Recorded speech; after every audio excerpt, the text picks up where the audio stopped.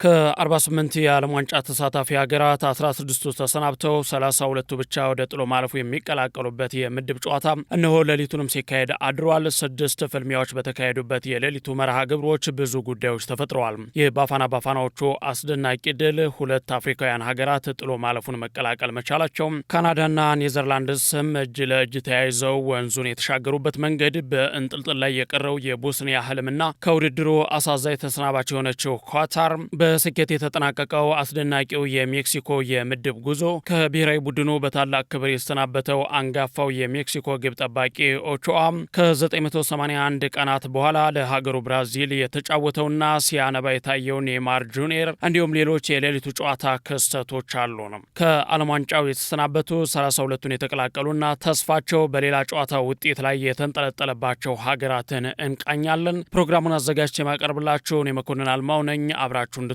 የአክብሮት ግብዣዬ ነው።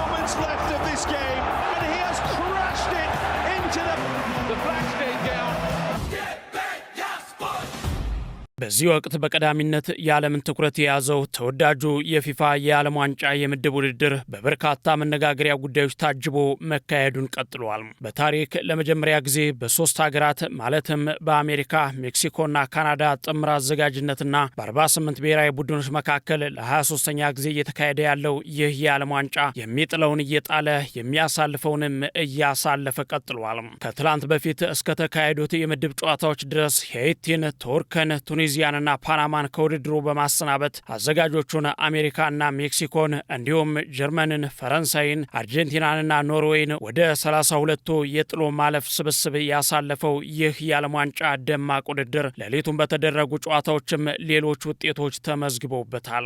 ምሽት 4 ሰዓት ላይ በተደረገ መርሃ ግብር ስዊዘርላንድ ካናዳን በመርታት ምድቧን በበላይነት አጠናቃለች። በ2026 የዓለም ዋንጫ የምድብ ላይ የመጨረሻ ጨዋታ ስዊዘርላንድስ ከአዘጋጆች አንዷ የሆነችውን ካናዳን 2-1 በሆነ ውጤት በማሸነፍ 32ቱን መቀላቀል ችላለች። በቫንኩቨር ቢሲ ፕሌስ ስቴዲየም በተደረገው በዚህ ጨዋታ የመጀመሪያው አጋማሽ ያለምንም ግብ 0-0 ተጠናቆ ነበር። ነገር ግን በሁለተኛው አጋማሽ ከመልበሻ ክፍል እሳት ለብሶ እሳት ጎርሰው ወደ ሜዳ የገቡት ስዊዘርላንዶች ገና በመጀመሪያው የኳስ ንክኬ በ46ኛው ደቂቃ ላይ ሮበን ቫርጋስ ኳስና መረብን በማገናኘት ሀገሩን መሪ አደረገም።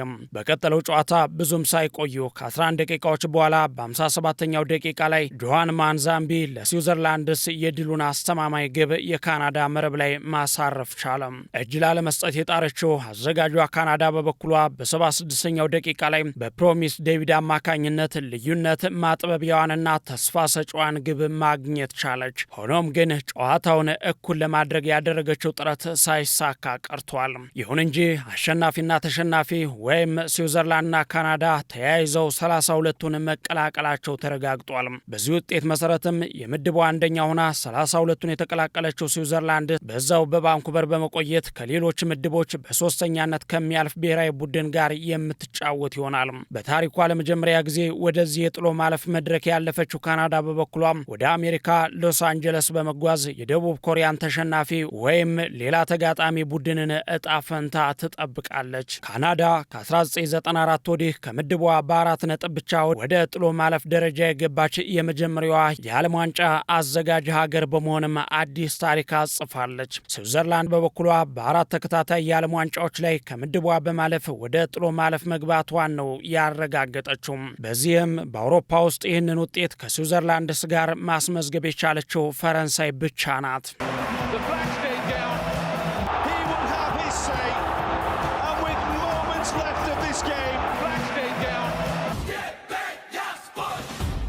በሌላና በተመሳሳይ ምሽት 4 ሰዓት በተደረገ መርሃ ግብር ደግሞ የኳታር ስንብት ሲረጋገጥ የቦስኒያ የዓለም ዋንጫ ህልም በበኩሉ የቀጣይነት ተስፋን መሰነቅ ችሏል። በ2026 የዓለም ዋንጫ የምድብ ለማጠቃለያ ጨዋታ ቦስኒያ ኳታርን 3-1 በሆነ ውጤት አሸንፋለች። ከፍተኛ የሙቀት መጠን በነበረው በሲያትል ሉሜን ፊልድ ስቴዲየም በተደረገው በዚህ ወሳኝ ጨዋታ ወጣቱ ኮከብ ኬሪም አላጅቤጎቪች በ29ኛው ደቂቃ ከረዥም ርቀት ባስቆጠራት አስደናቂ ጎል ቦስኒያን ቀዳሚ አድርጓል። በ34ኛው ደቂቃ የኳታሩ ተከላካይ ሱልጣን አልብራክ በራሱ መረብ ላይ ባስቆጠረው ጎል የቦስኒያን መሪነት ወደ 2-0 ከፍ አድርጓል። እልህና ፍጥጫው እየበረታበት በመጣው ጨዋታ ኳታር በአምበሏ ሐሰን አል ሃይዶስ አማካኝነት በ42ኛው ደቂቃ ላይ ግብ አስቆጥራ ገርበብ ያለውን ከውድድሩ የመሰናበቻ በሯን መልሳ ለመዝጋት ብትሞክርም ሳይሳካላት ቀርቷል። በ80ኛው ደቂቃ ላይ ኤርሚን ማህሚች ሶስተኛዋን ጎል በማስቆጠር የቦስኒያን ኦፍሳይድ ሲያረጋግጥ የኳታርን ተስፋ ደግሞ ሙሉ ለሙሉ አጨልሞታል። በዚህ ውጤት መሰረትም ኳታር ቱርክን፣ ቱኒዚያን፣ ፓናማንና ሄይቲን ተከትላ ከውድድሩ ስትሰናበት ቦስኒያ በበኩሏ በ4 ነጥቦች የምድቧን 3ኛ ደረጃ በመያዝ ወደ ቀጣዩ ዙር ለማለፍ ያላትን እድል ሰፊ አድርጋለች። አፍሪካዊቷ ሀገር ሞሮኮ በበኩሏ በአስደናቂ አጨራረስ ሄይቲን አሸንፋ ወደ ቀጣዩ ዙር ማለፍ ችላለች።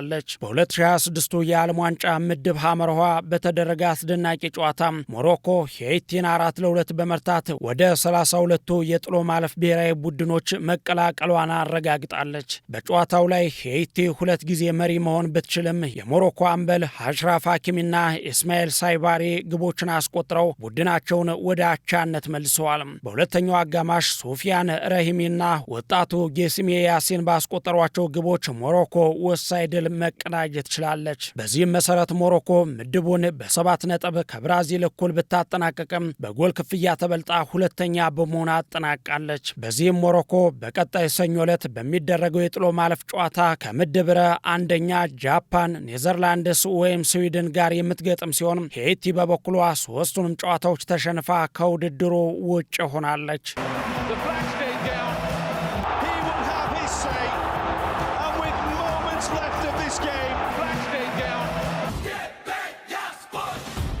በዚህ ምድብ ውስጥ የምትገኘዋ የላቲን አሜሪካዊቷ ሀገር ብራዚልም ሌሊት ባደረገችው ጨዋታ ድል ተጎንጭታለች። በዓለም ዋንጫ የምድብ የመጨረሻ ጨዋታ ብራዚል ስኮትላንድን 3-0 በሆነ ውጤት ያሸነፈች ሲሆን ግቦችንም ሁለቱን ቪኒሺየስ ጁኒየርና ሌላኛዋን ደግሞ ማቲዩስ ኩኛ የብራዚልን የድል ግቦች ማስቆጠር ችለዋል።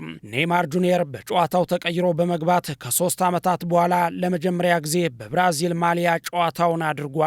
ከ981 ቀናቶች በኋላ ለብሔራዊ ቡድኑ ጨዋታ ያደረገው ኔይማር እንባውን መቆጣጠር አቅቶትም ሲያለቅስ ታይቷል። ኔይማር ጁኒየር በሰጠው አስተያየትም አዎ በመልበሻ ክፍል ውስጥ እያለቀስኩ ነበር፣ ሀገሬን መርዳት በመቻሌ እግዚአብሔርን አመሰግናለሁ፣ እናም በጣም ደስተኛ ነኝ ሲል ተደምጧል። በጉዳት ምክንያት ሲሰቃይ የነበረው ኔይማር በዚህ የዓለም ዋንጫ ሀገሩን ለመወከል እጅግ ከፍተኛ ጥረት ሲያደርግ የቆየና በብዙዎች ዘንድም በዚህ የዓለም ዋንጫ ለማየት በብርቱ ሲናፈቅ የነበረ ተጫዋች ሲሆን በደጋፊዎች ጫናና በአሰልጣኝ አንቾሎቲ ፈቃድ ከ3 ዓመታት በኋላ ወደ ብሔራዊ ቡድኑ በመቀላቀል ለሀገሩ ግልጋሎት መስጠት ችሏል። ሆኖም ግን ኔይማር ከጨዋታው በኋላ ባስተላለፈው መልእክት አሁን የብራዚል ቁጥር 1 ሰው እኔ አይደለሁም፣ በአሁኑ ሰዓት ምርጡ ተጫዋቻችንና ለቡድኑ ዋነኛ ትልቁ ተስፋ ቪኒሺየስ ጁኒየር ነው፣ ቡድኑን በመምራት ረገድ ያለውን ሚና አደንቃለሁ ሲል ተናግሯል። የመድረኩ የ5 ጊዜ ሻምፒዮናዋ ብራዚል የዘንድሮን ጨምሮ ከ1978 በኋላ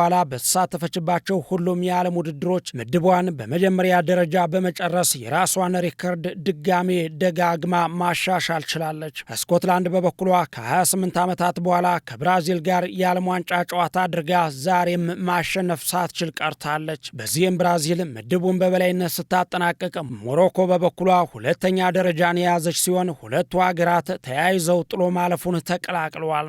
ስኮትላንድ በበኩሏ በ3 ነጥብ 3ኛ ደረጃ ይዛ ምድቧን ያጠናቀቀች ሲሆን ምርጥ 3ኛ ሆና ጥሎ ማለፉን የመቀላቀል እድልም ትጠብቃለች። የሃይቲ ብሔራዊ ቡድን ደግሞ 3ቱንም ጨዋታዎች ተሸንፎ ከውድድሩ ለመሰናበት ተገዷል።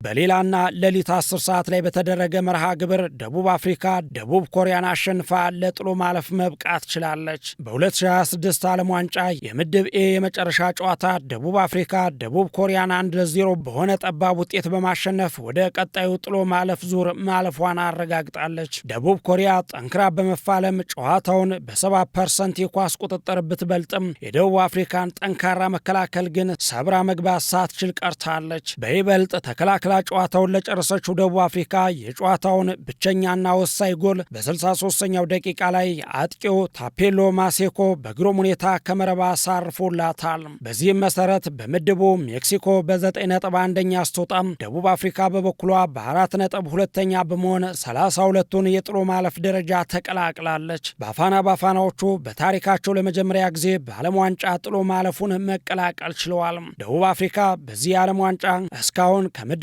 ማለፏን ያረጋገጠች ሁለተኛዋ የአፍሪካ ብሔራዊ ቡድን ሆናለች። ሞሮኮ ጥሎ ማለፉን መቀላቀል የቻለች ሌላኛዋና ቀዳሚዋ የአፍሪካ ሀገር መሆኗ ይታወቃል። ደቡብ ኮሪያ በበኩሏ በ3 ነጥብ ምርጥ ሶስተኛውን አለማለፍ ቀሪ የሌሎች የምድብ ጨዋታን ውጤት ለመጠበቅ ተገዳለች። ደቡብ አፍሪካ በጥሎ ማለፍ አዘጋጇን ካናዳን በአሜሪካ ሎስ አንጀለስ የምትገጥም ይሆናል። ቼክ ሪፐብሊክ በበኩሏ በተመሳሳይ ሌሊት 10 ሰዓት ላይ ከአዘጋጇ ሜክሲኮ ጋር ያደረገችውን ጨዋታ መሸነፏን ተከትሎ በ1 ነጥብ ከውድድሩ ውጭ ሆናለች። ቀድማ 32ቱን መቀላቀሏን ያረጋገጠችው የዓለም ዋንጫ አዘጋጇ ሜክሲኮ በታሪካዊው የአስቴካ ስቴዲየም ቼክ ሪፐብሊክን 3-0 በማሸነፍ ምድብ ኤን በመሪነት አጠናቃለች። በመጀመሪያው አጋማሽ ሁለቱም ብሔራዊ ቡድኖች ጥንቃቄ የተሞላበት ጨዋታ ቢያደርጉም በሁለተኛው አጋማሽ ግን ሜክሲኮዎች ሙሉ በሙሉ የበላይነቱን በመውሰድ ቼክ ሪፐብሊክ ላይ ግቦችን አዝንበዋል። ማቴዎ ቻቬዝ በ54ኛው ደቂቃ፣ ጁሊያን ኩዊኖነስ በ61ኛው ደቂቃ እንዲሁም አልቫሮ ፊዳልጎ በ94ኛው ደቂቃ ላይ የሜክሲኮን የማሸነፊያ ግቦች አስቆጥረዋል።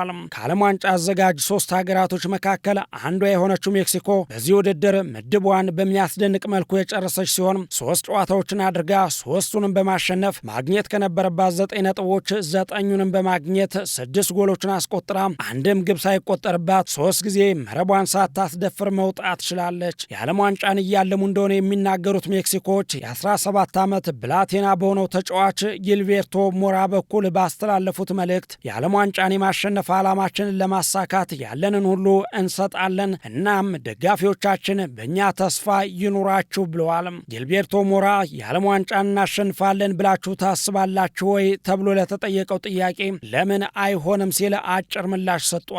ታዲያ ይህንን አስደናቂ የዓለም ዋንጫ ጉዞ በጀመረችበት ውድድር ንጋት ላይ በተጠናቀቀው የ10 ሰዓቱ ጨዋታ የቀድሞውን አንጋፋ ግብ ጠባቂ በክብር አሰናብታለች። አንጋፋው የሜክሲኮ ግብ ጠባቂ ኦቾዋ በክብር ከሜክሲኮ ብሔራዊ ቡድን ተሰናብቷል። በ77ኛው ደቂቃ ላይ ተቀይሮ የገባው የ40 ዓመቱ አንጋፋ ግብ ጠባቂ ግሌርሞ ኦቾዋ ለሜክሲኮ 154ኛ ኢንተርናሽናል ጨዋታውን በማድረግ ከብሔራዊ ቡድኑ ስንብቱን በደማቅ ሁኔታ አጠናቋል። የዓለም ዋንጫ የምድብ ጨዋታዎች ዛሬም ቀጥለው ሲደረጉ ምሽት 5 ሰዓት ላይ ኢኳዶር ከጀርመን እንዲሁም ኩራሳኦ ከኮት ዲቫር ሲጫወቱ ሌሊት 8 ሰዓት ላይ ቱኒዚያ ከኔዘርላንድ እንዲሁም ጃፓን ከስዊድን፣ ንጋት 11 ሰዓት ላይ ደግሞ ቱርክ ከአሜሪካ እንዲሁም ፓራጓይ ከአውስትራሊያ ይጫወታሉ።